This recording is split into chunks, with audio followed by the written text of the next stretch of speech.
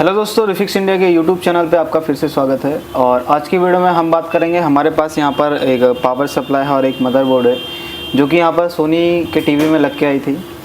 और इसमें जो प्रॉब्लम आ रही है वो अभी हमारे पास यहाँ पर डेड कंडीशन है। ज़्यादातर जो सोनी में प्रॉब्लम आती है वो ब्लिंकिंग की प्रॉब्लम आती है और हर ब्लिंकिंग का जो प्रोटेक्शन होती है वो अलग अलग जगह से देखने को मिलती है। तो अभी क्या है, ये जो हमारे पास बोर्ड है ये अभी हमें डेड कंडीशन में देखने के लिए मिल रहा है। और इसको हम कैसे डायग्नोज करते हैं, कैसे स्टेप बाय स्टेप चेक करते हैं, तो आज की वीडियो में हम इन सभी चीज़ों की बात करेंगे। तो वीडियो को लास्ट तक ज़रूर देखना। तो चलिए आइए मैं आपको दिखाता हूँ। सबसे पहले इसमें जो प्रॉब्लम आ रही है वो आपको मैं दिखा देता हूँ। तो यहाँ पर देखोगे, ये जैसे मैंने यहाँ पर इसको पावर लगाई और पावर लगाने के बाद यहाँ पर अगर आप देखोगे तो ये मेरे पास यहाँ पर इसका IR है और इसके इंडिकेटर में मुझे यहाँ पर कोई भी लाइट शो नहीं हो रही है। और अगर यहाँ पर कोई भी लाइट शो नहीं हो रही है तो यानी इसको हम बोलते हैं डेड कंडीशन। तो अभी क्या है कि सबसे पहले अभी हम इसमें स्टेप बाय स्टेप चेक करेंगे कि जो प्रॉब्लम है वो हमारे मदरबोर्ड से है या हमारी पावर सप्लाई से है। क्योंकि जब भी आपके पास एक मदरबोर्ड और एक पावर सप्लाई होती है तो आपको सबसे पहले कंफर्म करना होता है कि प्रॉब्लम आपकी कहाँ से आ रही है। तो इस चीज़ को कंफर्म करने के लिए अगर हम देखते हैं तो आप मल्टीमीटर को लेंगे और मल्टीमीटर को लेने के बाद मीटर को सेट कर लेंगे DC वोल्ट की रेंज पर। और यहाँ पर हम सभी इसकी बेसिक वोल्टेज चेक करेंगे, यानी कि जो आपकी पावर सप्लाई होती है, पावर सप्लाई में जो वोल्टेजेस आउट होते हैं। तो यहाँ पर देखोगे तो ये इसके क्या है, यहाँ पर कनेक्टर है जो कि हमें यहाँ पर देखने के लिए मिल रहे हैं। और इनके जो कनेक्टर है यहाँ पर आपके एक सबसे पहले जो वोल्टेज बनेगी वो 12 वोल्ट की सप्लाई बननी चाहिए। तो यहाँ पर अगर मैं चेक करता हूँ तो आप यहाँ पर देखोगे एक कॉइल लगी है। इस कॉइल की अगर इनपुट वोल्टेज में चेक करता हूँ तो यहाँ पर हम देख लेते हैं। तो यहाँ पर जो प्लग है इसको हम सही से लगा लेते हैं एक बार वापस से। एंड यहाँ पर अब हम वोल्टेज चेक करते हैं। वोल्टेज चेक करने के बाद यहाँ पर जो मीटर की प्रोब थी हमने एम्पियर पे सेट कर रखी थी और यहाँ पर अब हमें DC वोल्ट चेक करना है। तो यहाँ पर हम सबसे पहले क्या करेंगे, इसकी वोल्टेज चेक करेंगे। और वोल्टेज अगर मैं चेक करता हूँ तो यहाँ पर अगर आप देखोगे तो 12 वोल्ट की सप्लाई जो है बिल्कुल परफेक्ट तरीके से मुझे मिल रही है। और कॉइल के अगर आउटपुट में चेक करता हूँ तो आउटपुट में भी मुझे यहाँ पर 12 वोल्ट की सप्लाई है जो है बिल्कुल परफेक्ट तरीके से देखने के लिए मिल रही है। अब ये 12 वोल्ट अगर आ रही है तो जिससे हमें पता चलता है कि जो हमारी पावर सप्लाई है ये हमारी 100% काम कर रही है। अब यहाँ पर 12 वोल्ट बनने के बाद इस जो बोर्ड है, इस बोर्ड में आपकी अलग अलग वोल्टेजेस बनती है। जैसे कि अगर आप देखोगे तो यहाँ पर अलग अलग बक कन्वर्टर लगे हैं, अलग अलग रेगुलेटर लगे हैं, जैसे कि यहाँ पर LDO वगैरह लगे हैं। तो ये जो LDO वगैरह होते हैं इन पे अलग अलग वोल्टेज बनती है। तो हम इसको सभी वोल्टेजेस को चेक करेंगे कि जो वोल्टेज है वो कौन से LDO पे कितनी वोल्टेज बन रही है। तो क्या है, ये जो आपका ये सेट है काफ़ी ये ओल्ड मॉडल का है। तो इसकी क्या है, आपके पास अभी हमारे पास वोल्टेज चार्ट भी नहीं है जिससे हमें पता लग सके। तो इस कंडीशन में क्या है, हमें चेक करके पता चलता है कि कहाँ पर कितनी वोल्टेजेस बन रही है। तो सबसे पहले अभी हम यहाँ पर देखेंगे। तो यहाँ पर अगर आप देखोगे तो एक बक कन्वर्टर लगा है और बक कन्वर्टर के पास में यहाँ पर एक कॉइल देखने के लिए मिल रही है। और ये जो कॉइल है इस पर अगर हम चेक करते हैं तो हमें यहाँ पर जो वोल्टेज मिलनी चाहिए, तो देखोगे यहाँ पर हमें 5 वोल्ट की सप्लाई बिल्कुल परफेक्ट तरीके से देखने के लिए मिल रही है। और यहाँ पर अगर आप देखोगे तो इसमें यहाँ पर एक और बक कन्वर्टर लगा है और इस बक कन्वर्टर पे अगर हम चेक करते हैं तो यहाँ पर अगर आप देखोगे तो ये हमें 1.2 वोल्ट की सप्लाई देखने के लिए मिल रही है।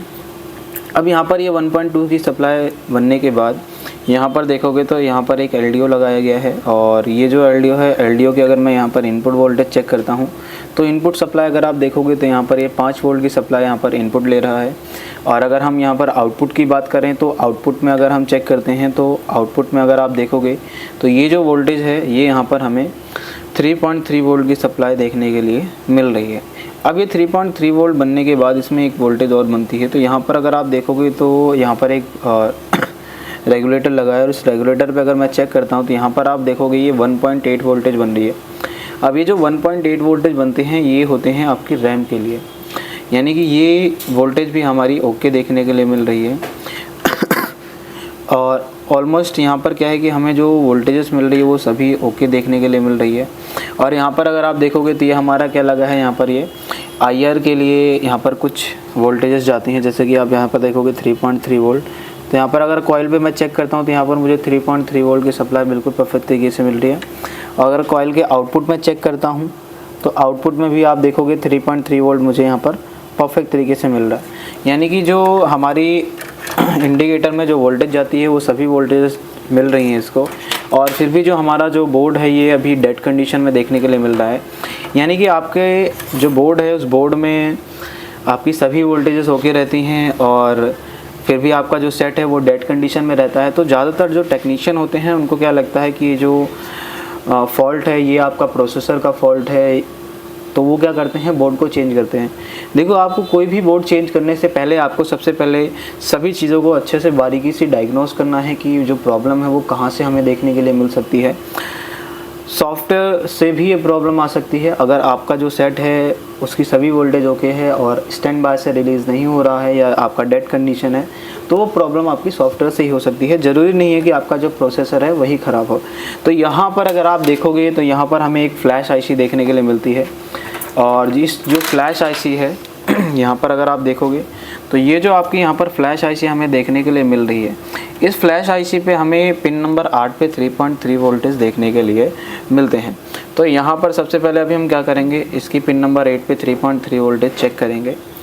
तो यहाँ पर अगर हम चेक करते हैं तो यहाँ पर जो हमें वोल्टेज देखने के लिए मिल रही है वो मिल रही है 481 मिली वोल्ट, यानी कि यहाँ पर जो वोल्टेज बननी चाहिए वो 3.3 वोल्ट बननी चाहिए।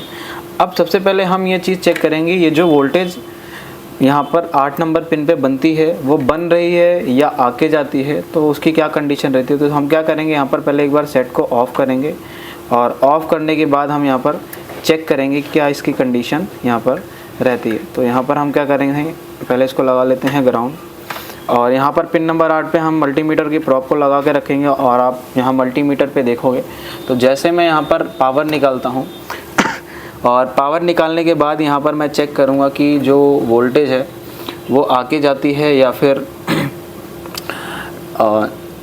आती ही नहीं है। तो यहाँ पर मैं जैसे पावर लगाई और पावर लगाने के बाद यहाँ पर जैसे मैं चेक कर रहा हूँ तो यहाँ पर जो वोल्टेज मुझे देखने के लिए मिल रही है वो भी अभी भी स्टिल 481-82 मिली वोल्ट के अराउंड यहाँ पर देखने के लिए मिल रही है, यानी कि इस पर जो वोल्टेज है वो हमें देखने के लिए नहीं मिल रही है। तो इस कंडीशन में दोस्तों क्या करना है कि आपके पास जो यहाँ पर रोम आईसी है, रोम आईसी की पिन नंबर 8 पे आपको यहाँ पर एक जंपर लगाना है, और जंपर लगाने के बाद हमें देखना है कि जो हमारा जो सेट है उसकी क्या कंडीशन रहती है। तो यहाँ पर मैं पहले आपको जो जंपर लगाना है वो जंपर हम कहाँ से लेंगे वो चीज़ मैं आपको दिखा देता हूँ। तो यहाँ पर अगर आप देखोगे तो एक हमें यहाँ पर LDO देखने के लिए मिल रहा है, यहाँ पर देखोगे ये LDO मिल रहा है, इस LDO पे हमें 3.3 वोल्ट देखने के लिए मिल रहे हैं।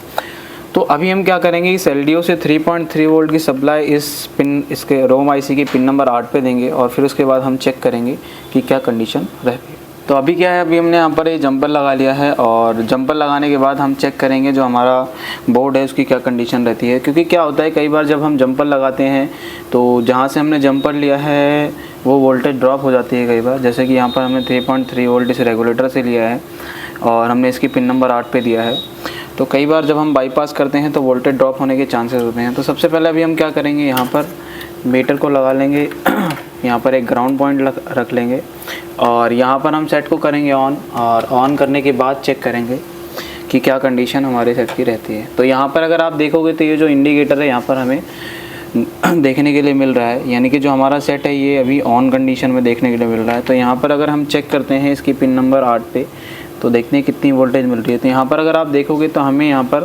3.3 वोल्ट की सप्लाई बिल्कुल परफेक्ट तरीके से देखने के लिए मिल रही है। और ये वोल्टेज बनने के बाद यहाँ पर अगर आप देखोगे तो ये पैनल है, पैनल की अगर हम वोल्टेज चेक करते हैं तो जो 12 वोल्ट की सप्लाई है वो हमें यहाँ पर देखने के लिए मिलनी चाहिए। तो यहाँ पर हम चेक कर लेते हैं कि 12 वोल्ट की सप्लाई हमें कहाँ पर मिल रही है। तो इसको हम चेक कर लेते हैं। तो यहाँ पर अगर आप देखोगे तो हमें 12 वोल्ट की सप्लाई पैनल पे बिल्कुल परफेक्ट तरीके से देखने के लिए मिल रही है। तो इस तरीके से दोस्तों आप भी किसी भी पैनल को आसान तरीके से किसी भी मदरबोर्ड को या पावर सप्लाई को आसान तरीके से रिपेयर कर सकते हो। अगर आपको वीडियो पसंद आई हो तो वीडियो को लाइक करें, शेयर करें और चैनल को सब्सक्राइब ज़रूर करें।